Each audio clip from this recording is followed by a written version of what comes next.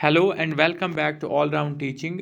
Today in this class we are going to discuss top 10 questions of computer section with detailed explanation. एक practice set लेके आए हम फिर से computer section में से जिसमें हम टॉप 10 क्वेश्चंस को डिस्कस करेंगे with full and detailed explanation and I will suggest you कि आप इसमें से एक भी क्वेश्चन मिस ना करो क्योंकि यू नेवर नो आप कौन सा क्वेश्चन एग्जाम में आपको देखने को मिलेगा।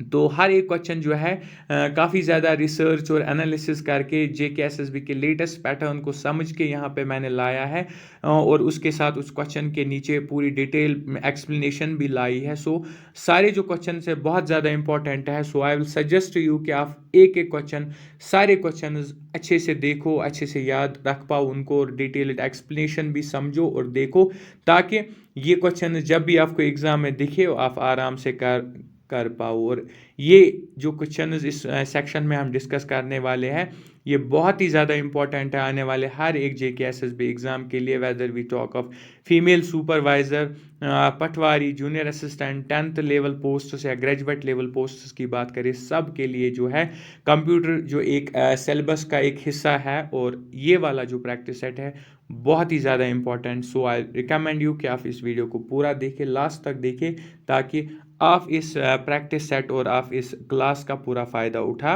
पाए। So let's start. सबसे पहले अगर हम आज का क्वेश्चन नंबर 1 देखें तो क्वेश्चन नंबर 1 है हमारे पास 32-bit operations were introduced for the first time by Microsoft in 32-bit operation जो है इसको सबसे पहले जो है इंट्रोड्यूस किया माइक्रोसॉफ्ट ने। ये भी एक क्वेश्चन बन सकता है, दैट्स वाई मैंने पहले ही बोला आप हर एक क्वेश्चन को देखिए, डिटेल एक्सप्लेनेशन को समझिए।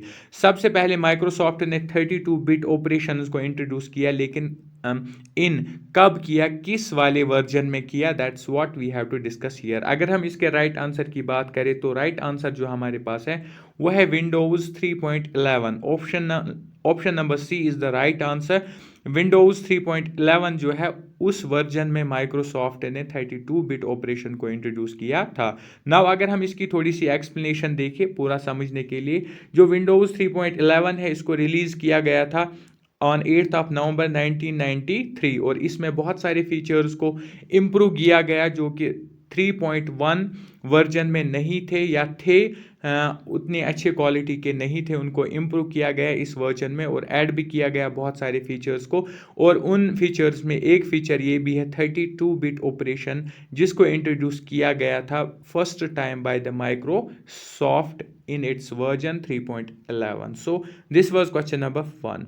Now moving to question number 2. अगर हम question number 2 की बात करें तो question number 2 है हमारे पास which of the following transforms input data into output data। इनमें से कौन सी चीज़ है जो इनपुट को आउटपुट में कन्वर्ट करता है। फेरिफल्स है, रैम है, रोम है, CPU है। तो एक सीधा सा सिंपल सा क्वेश्चन है, राइट आंसर जो इसका बनेगा that is CPU, central processing unit. Option number D is the right answer. अगर हम एक्सप्लेनेशन की बात करें और थोड़ा सा आपको सीखने को मिलेगा तो वो ये है जो इनपुट डेटा होता है, जब हम कंप्यूटर में कोई भी डेटा डालते हैं तो उसको इनपुट बोलते हैं, इसको फिर ट्रांसफॉर्म किया जाता है आउटपुट में ताकि हम इसका रिजल्ट देख पाए और ये काम जो है वो करता है सेंट्रल प्रोसेसिंग यूनिट जिसको हम CPU बोलते हैं। और ये एक इलेक्ट्रॉनिक सर्क्यूट है, इन इलेक्ट्रॉनिक सर्क्यूट है कंप्यूटर में एक CPU जो एग्जीक्यूट करता है हमारी इंस्ट्रक्शंस को। जो भी हम कंप्यूटर को देते हैं in the form of input वो कंप्यूटर के लिए एक इंस्ट्रक्शन होती है और वो इंस्ट्रक्शन जो है उसको एग्जीक्यूट करता है एक इलेक्ट्रिक सर्क्यूट जिसको हम CPU बोलते हैं और उसके बाद ये हमें आउटपुट निकाल के देता है, यानी कि हमारा रिजल्ट निकाल के देता है। It performs operation specified by the instructions और ये वही काम करता है जो जिस तरह की इसको इंस्ट्रक्शंस मिले, अकॉर्डिंग टू द इंस्ट्रक्शंस ये अपने काम को एग्जीक्यूट करता है और आउटपुट लाता है। So this was question number 2। Now moving to question number 3। अगर हम क्वेश्चन नंबर 3 की बात करें तो क्वेश्चन नंबर 3 है हमारे पास which among the following is used for removing a software bug or defect which is available for free of cost from the software provider। यानी कि इनमें से कौन सी चीज़ वो है जो सॉफ्टवेयर बग को, किसी भी सॉफ्टवेयर एरर को दूर करता है जो हमारे पास हर एक बंदे के पास अवेलेबल है फ्री ऑफ कॉस्ट। जो सॉफ्टवेयर प्रोवाइडर है फ्री ऑफ कॉस्ट है, कोई पैसे इसमें नहीं भरने पड़ते। वर्जन है, अपडेट है, हेल्प है या पैच है। तो अगर हम सही ऑप्शन देखें तो option number D is the right answer, that's patch. Patch जो होता है ये एक free of cost software update available है हर एक के लिए, हर एक के पास, जिससे कि हम एक सॉफ्टवेयर बग को दूर कर सकते हैं। अगर हम एक्सप्लेनेशन की बात करें तो ये जो पैच होता है, पैच क्या है, ये एक कलेक्टिव नेम है for of all the changes to a computer program aim to update. जब भी हम किसी कंप्यूटर प्रोग्राम को अपडेट करें, फिक्स करें या इम्प्रूव करें, ये जो कलेक्टिवली हम चेंजेस करते हैं इस कंप्यूटर प्रोग्राम में, इनको कलेक्टिवली हम जो है एक नाम देते हैं जिसको हम पैच बोलते हैं। इसमें इसके अलावा क्या आता है, it including address the security vulnerabilities and other bug. चाहे सिक्योरिटी वर्नेबिलिटी हो, कंप्यूटर में सिक्योरिटी थ्रेफ्ट का खतरा हो या कोई और बग हो, सबको जो है एक पैच से दूर किया जाता है। So correct answer is option number D, patch. Now moving to question number 4। Question number 4 है हमारे पास, ADSL data communications technology uses which of the following for faster data transmissions। जो ADSL data communication technology हो वो इनमें से किस चीज़ का इस्तेमाल करता है ताकि जो डेटा है वो फास्टर ट्रांसमिट हो, डेटा को बहुत तेज़ी से ट्रांसफ़र किया जाए। Voice band modem, wireless modem, copper telephone lines या सॉकेट्स, किसको इस्तेमाल किया जाता है? अगर हम इसका सही आंसर देखें तो सही आंसर है option number 3, copper telephone lines, यानी कि option number C is the right answer, copper telephone lines. अगर हम इसके एक्सप्लेनेशन की बात करें तो एक्सप्लेनेशन में इसका क्या है, सिमेट्रिक डिजिटल सब्सक्राइबर लाइन, जिसको हम ADSL बोलते हैं। ADSL की फुल फॉर्म होती है एसिट्रिमिक digital subscriber line.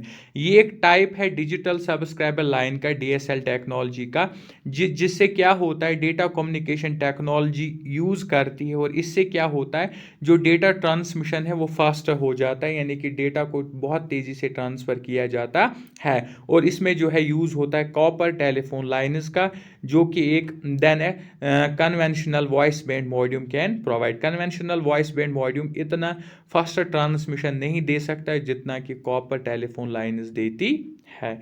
So this was question number 4।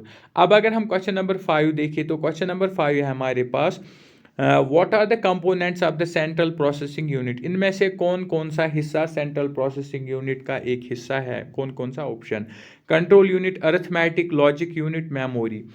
अगर हम इसके राइट आंसर की बात करें तो वो है option number D. Option number D is the right answer, क्योंकि जो CPU होता है सेंट्रल प्रोसेसिंग यूनिट, इसके 3 हिस्से होते हैं। सेंट्रल प्रोसेसिंग यूनिट जो होता है इसके 3 हिस्से होते हैं।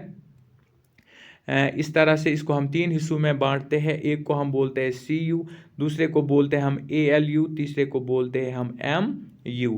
CU means control unit, ALU means arithmetic logic unit and MU means memory unit. तो CPU में ये जो है 3 हिस्से होते हैं, दैट्स वाई इस क्वेश्चन का जो आंसर बनेगा वो बनेगा option number D, all of the above. This was question number 5। Now अगर हम क्वेश्चन नंबर 6 देखें तो क्वेश्चन नंबर 6 जो हमारे पास है वो है, which was the first desktop hybrid computing system. इनमें से कौन सा पहला डेस्कटॉप हाइब्रिड कंप्यूटिंग सिस्टम था? कोलिसस था, जीटा था, हाईकॉम 250 था, हाईडेक 2400 था। अगर हम इसके राइट आंसर की बात करें, राइट आंसर है इसका option number C, that is Hycom 250। Hycom 250 पहला जो है हाइब्रिड कंप्यूटिंग डिवाइस थी या डेस्कटॉप था। अगर हम इसके एक्सप्लेनेशन पे आए, थोड़ी सी डिटेल एक्सप्लेनेशन हम इसकी देखें तो वो इस तरह है, हाईकॉम 250 जो है ये पहला डेस्कटॉप था जो कि एक हाइब्रिड कंप्यूटिंग सिस्टम बेस्ड था, जिसको रिलीज़ किया गया था पैकवर्ड बेल ने in 1961। It was released by Packard Bell 1961। और 2-3 क्वेश्चन इससे बन सकते जो हमने इसकी डिटेल्ड एक्सप्लेनेशन देखी। Now moving to question number 7। Question number 7 देखिए तो क्वेश्चन नंबर 7 बोल रहा है, which is the primary technical problem associated with hybrid computer. जो हाइब्रिड कंप्यूटर्स है उनमें एक प्राइमरी टेक्निकल प्रॉब्लम आ जाती है या हुई है, तो वो क्या है? Reduction of digital computer noise, reduction of analog computer noise, increase of digital computer noise, increase of analog computer noise. अगर हम इसके राइट आंसर की बात करें तो राइट आंसर जो है इसका वो बनता है option number A, that is reduction of digital computer noise. इसमें क्या आया, जो डिजिटल कंप्यूटर नॉइज है उसमें रिडक्शन देखने को मिली, यानी कि कमी देखने को मिली। So option number A is the right answer, reduction of digital computer noise. अगर एक्सप्लेनेशन की बात करें, डिटेल देखें तो जो मेन टेक्निकल प्रॉब्लम एसोसिएट है हाइब्रिड कंप्यूटर्स के साथ वो है reduction of digital computer noise, जो कि अगर हम क्वेश्चन नंबर 8 देखें तो क्वेश्चन नंबर 8 है हमारे पास, हु हैड डिजाइनेड एनिक, ENIC। अगर हम इसके राइट आंसर की बात करें तो राइट आंसर है इसका option number D, that is John मैके। जॉन मैके जो है इसका सही आंसर बनेगा ऑप्शन नंबर डी। अगर हम एनेक की बात करें, एनेक जो है इसको डिज़ाइन किया है जॉन मैके ने, और जे प्रेस्पर एस्कर्ट ने इसको डिज़ाइन किया है। यूजुअली इसको एसोसिएट किया जाता है जॉन मैके के साथ, जो कि यूनिवर्सिटी ऑफ पेननसेल्वा में इन दोनों ने इसको डेवलप किया था या डिज़ाइन किया था। और इसके अलावा बहुत सारे डिज़ाइन इंजीनियर्स थे जिन्होंने इसमें इनको असिस्ट किया, यानी कि जिनकी असिस्टेंस की ज़रूरत पड़ी टू डिज़ाइन द एनेक। लेकिन इसके साथ हम यूजुअली जो नाम देते हैं वो है John McKay. So this was the answer of question number 8। Now moving to question number 9। अगर हम क्वेश्चन नंबर 9 की बात करें तो क्वेश्चन नंबर 9 है हमारे पास, which of the following functions are associated with work station. इनमें से कौन सी फंक्शन है जो वर्क स्टेशन के साथ एसोसिएटेड है या वर्क स्टेशन की फंक्शन है। Computer aided design, drafting and modelling, computation intensive scientific and engineering calculation, all of the एबो। राइट आंसर की बात करें तो राइट आंसर है इसका option number D, all of the एबो। दैट मीन्स वर्क स्टेशन जो है इसका काम कंप्यूटर एडेड डिजाइन भी ये करता है, ड्राफ्टिंग मॉडलिंग भी करता है, competitive intensive scientific techniques and engineering calculations भी करता है। ये तीनों काम जो है एक वर्क स्टेशन करता है। अगर हम इसके एक्सप्लेनेशन पे जाए तो जो एक वर्क स्टेशन होता है ये एक हाई एंड पर्सनल कंप्यूटर है। वर्क स्टेशन भी एक टाइप ऑफ कंप्यूटर है जिसको हाई एंड कंप्यूटर बोला जाता है, जो कि ओरिजिनली बनाया गया था technical, mathematical and scientific applications के लिए। दैट मीन्स जो एक वर्क स्टेशन है ये कंप्यूटर है जिसको ओरिजिनली बनाया गया था टेक्निकल कामों के लिए, मैथमेटिकल कामों के लिए और साइंटिफिक एप्लीकेशंस के लिए। और इसके अलावा वर्क स्टेशन कंप्यूटर को कंप्यूटर एडेड डिज़ाइन के लिए भी इस्तेमाल किया जाता है, ड्राफ्टिंग के लिए भी, मॉडलिंग के लिए भी, computation intensive scientific and engineering calculations के लिए भी इसको इस्तेमाल किया जाता है। इसके अलावा प्रोसेसिंग ऑफ इमेजेस जो है उसको भी वर्क स्टेशन के जरिए किया जाता है। So these are all the functions of a workstation. So now moving to a last question, that's question number 10. अगर हम question number 10 की बात करें तो question number 10 बोल रहा है, which of the following devices produces a permanent human readable text of graphic document। एक ग्राफिक डॉक्यूमेंट को कन्वर्ट करना ह्यूमन रीडेबल टेक्स्ट, ऐसे टेक्स्ट में जो एक इंसान पढ़ सकता है, वो कौन सी डिवाइस है इनमें से, और वो उसको परमानेंटली हमेशा के लिए टेक्स्ट में कन्वर्ट करता है। हेडफोन है, स्पीकर है, प्रिंटेड है, या none of the above. And the obvious answer of this question is printer, option number C.